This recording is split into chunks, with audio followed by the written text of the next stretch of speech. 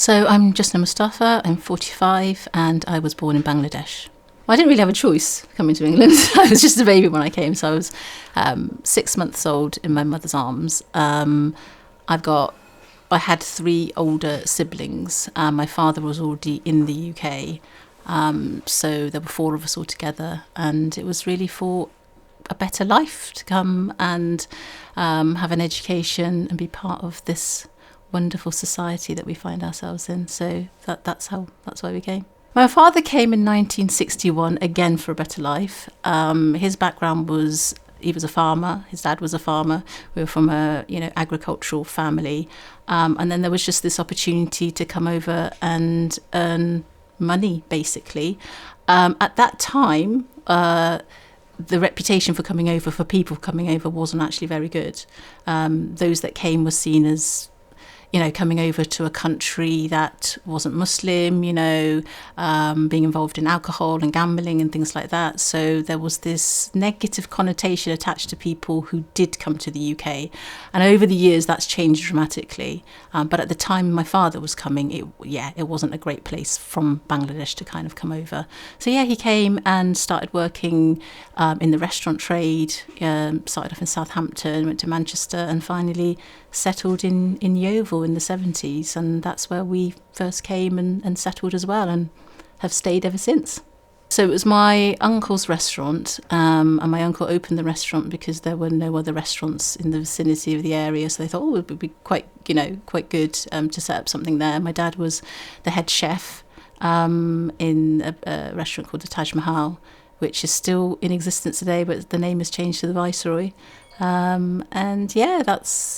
worked extraordinarily hard for many, many years, earning a living. I remember him talking about his hair falling out because it was so hot in the kitchens. They didn't have fans in those days, the extractor fans, and it used to be so hot that his hair would fall out and he'd be standing for hours and hours and hours, cooking the foods. And my childhood memory is my father always going to work, sleeping in the day at some points and then working in the evenings, trying to put food on the table, really. We were the only South Asian family of colour, actually, in Yeovil at the time. And it was, I think when you're growing up and you don't know any better, that's the norm. And for us, that was completely normal because you're growing up and everybody around you is white and you're the only family. So it felt very normal. But I think there were instances where you just felt very different as well. Growing up in school, growing up, we were not allowed to do everything that other people were allowed to do, whether that was, going to the cinema or things like that in the younger days. As we got older, I think my parents got a little bit more flexible with that. But I would say it was hard. I think growing up, I felt like I didn't really fit in anywhere.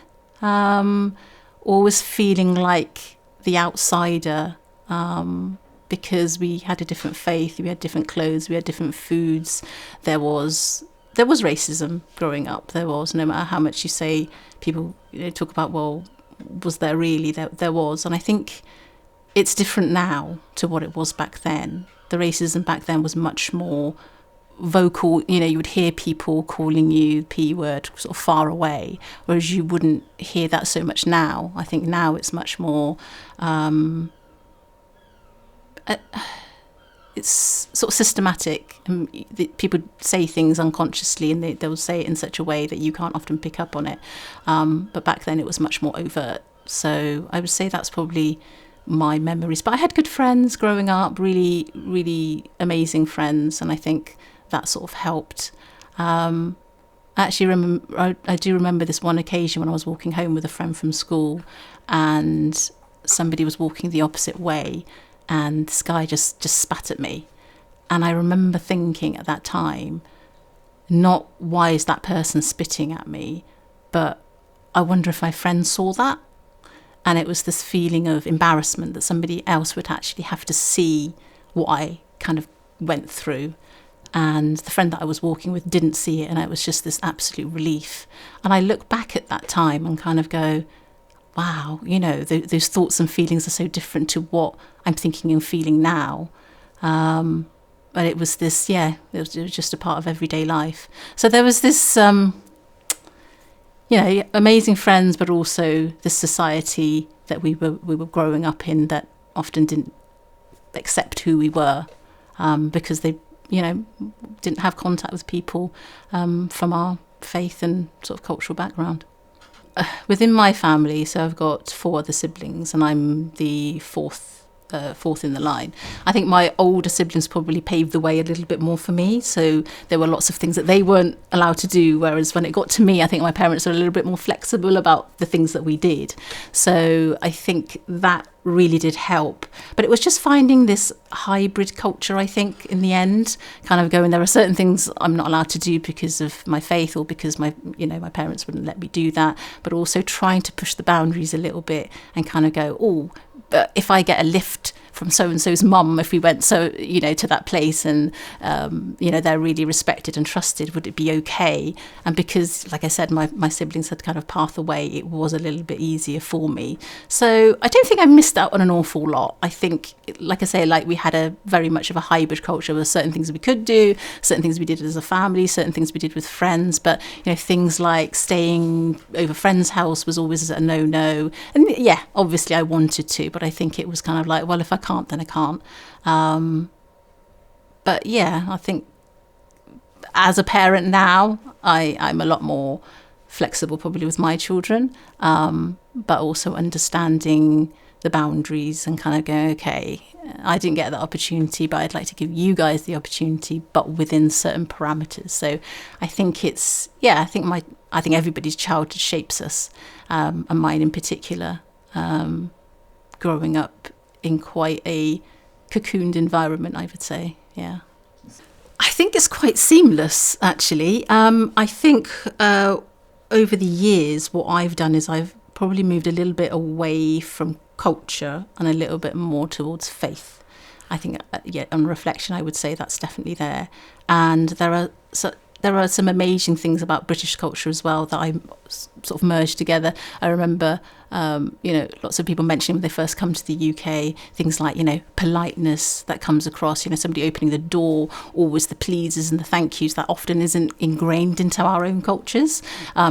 There are, often pleases and thank yous aren't used. It's just the way you say something in a polite way, or things, or, just waiting in queues and things. I think what I've done, hopefully seamlessly and well, is pick out the positives and build my own little kind of family culture, which is based on faith but includes all the positives that should be included from my Bangladeshi culture as well as my British culture, but as well as my faith as well. I think it's, they follow their own path, but I think, so my eldest is 19 and my youngest is 13, so I've got 3 teenage boys, and I think they're pretty much grounded. Sometimes I feel like they know the parameters more than I do. They kind of they know what the boundaries are, and often they'll go, yeah, okay, well, I'll do that, but stay within those boundaries. And I think, again, it's about those faith boundaries. If I explain to them, actually, there are certain things that, whether it's going out drinking or things like that, I would put the boundaries on there. They know that it's not even a conversation that we would have. It's something that's ingrained in the way that they were brought up, and they pick me up on things as well. Mum, you've got to think about that. So yeah, it's interesting, and I think the most important thing that I find with my children is we have lots of conversations about it, whereas growing up there wasn't that deep conversation between my parents and myself. It was very much, you do this and this is the way you should behave, but there was no real conversations or reasoning about why those things should be done, but it was just, you do it because that's our faith and that's our culture, and you don't do it. Whereas with me and my children, it's about let's have a conversation, let's talk about why, how, and then find kind of a middle ground if there is a problem or an issue. So yeah, like I say, I find culture fascinating because culture is always changing. The culture that I was brought up isn't the culture that I'm, bringing up with my children, and nor will the culture be when they're growing up and they have their own children. They have their own hybrid culture, which is amazing. I love it. I love the fact that it does change, and foods change it, experiences change culture, people coming in, people going out, all sorts of things, and that's what the beauty of where we are, I think. I think faith has been a journey for me. So from my early days, from being a child, the faith was kind of put onto me, as most faiths are for young children. There wasn't a mosque nearby. The nearest mosque was in Bristol. So my mum used to teach us on the weekend, important lessons or surahs from the Quran and things like that. But there wasn't really a deep conversation as to why we believed what we believed. And as time went on and as I grew, so I believed it because I was almost told to believe it. And I think I got to probably when I went to university. So I went to University of Bath, and it was my first place really where I saw that multiculturalism, that cultural diversity, and lots of Muslims. At that time I wasn't wearing hijab or anything like that, and I just felt that I wanted to at that point, and I started seeking the knowledge for myself. So I would order sort of CDs and books and really kind of start looking at my faith properly, rather than just believing something that my parents told me to believe. It was much more of a journey of discovery, and going, oh, okay, that's interesting, and that's just grown, I think, from there on in. And I passionately believe in learning and people not being told what to do, but actually finding their own path as well. And I love learning, and I think the more things that I listen to, it's just opened my horizons really, and I've found that way. And in terms of kind of mainstream faith, we do have a mosque here in Yeovil, but we never did. So growing up, there was no place to go and worship. On Eid, my family would go to Bristol for the Eid prayers, and then slowly there was a church in Yeovil that we used to have a room there. We used to hire out on a Friday just to do the Friday prayers, which was quite interesting that it was a church. And then it was lovely that faith, I guess, we believe in the same God. And it was just a different way of worshipping the same God, which I found really beautiful.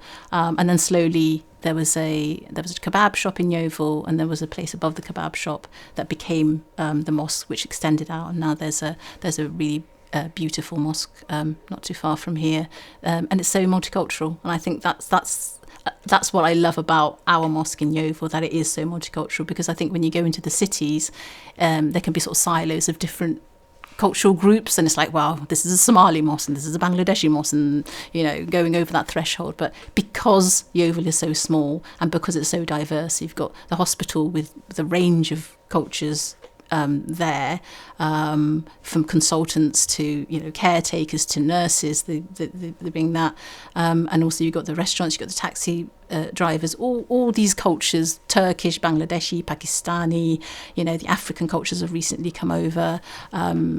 Just that vibrant mix just makes me feel like, yeah, this is what Islam is. This is being together as one family under the one roof is beautiful. So yeah. I think the key to integration is being open-minded. I think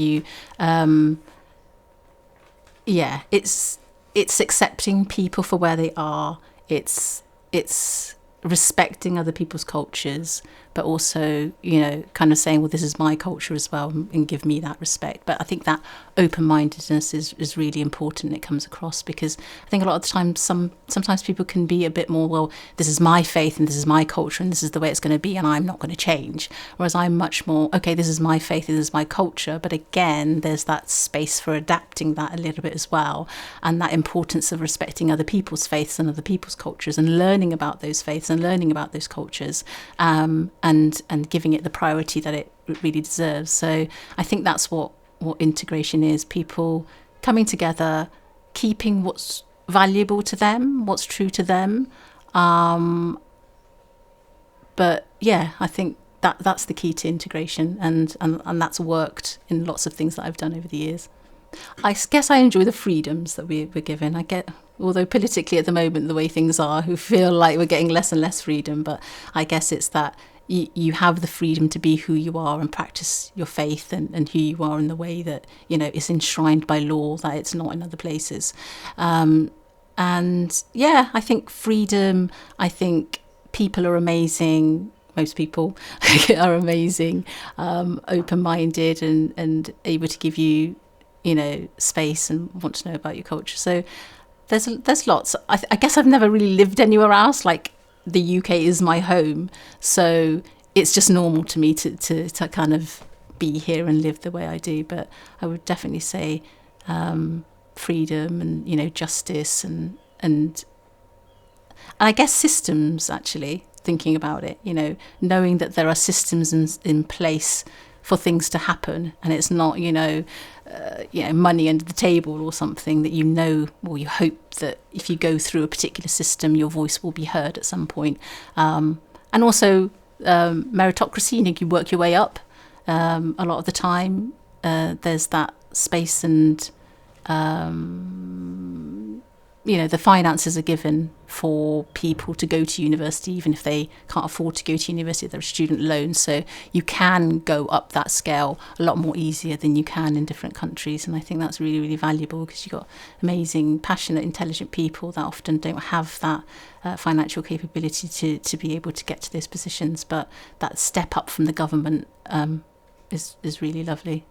I see myself as a British Muslim Bengali, I would say, because that's who I am. If I package myself up, that would be the label on the package, British Muslim Bengali, because I can't. It's just ingrained. You know, it's like a stick of rock. You cut it up, you find those three sort of things running through, because those are the three things that make me who I am, and will continue to make me who I am. So yeah, I think they're really important because it's about recording history. It's about, like, for example, with my mum, soon, you know, in a few years' time, she won't be around anymore. So I guess it's like a snapshot in history and recording that down for future generations, because soon they will be gone. And yeah, I just love the thought of carrying that on, that legacy, and for people to look at in years to come, or school children, and kind of go, oh, okay, that's a different perspective that I didn't think about. And just to ponder on that and have a think, really. I think that's really important.